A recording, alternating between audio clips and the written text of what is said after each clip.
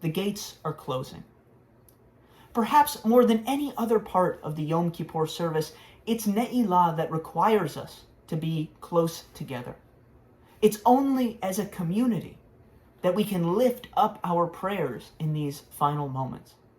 It's only as a community that we can wait in the darkness for the procession of children into the synagogue. Only as a community can we appreciate that moment the lights come on and the shofars sound out, signaling the end of another Yom Kippur.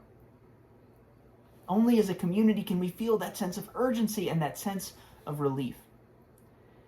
Obviously, this year is different, but in many ways, Ne'ilah calls us to be together, if not physically, then spiritually, now more than ever. Because this section of the service is about two very different ideas. On one hand, there's the image of the gate that is closing. And Ne'ilah is a reminder, a stark reminder, that all of us, by being human, we're running out of time. I think a lot of modern life, especially before recently, was about the idea that we had unlimited time, unlimited options, that if we waste today, well, don't worry about it. There's always tomorrow. Ne'ilah tells us the truth, and it is terrifying. We don't always have a tomorrow. We don't get every moment back if we don't use it wisely. It's a really scary thought.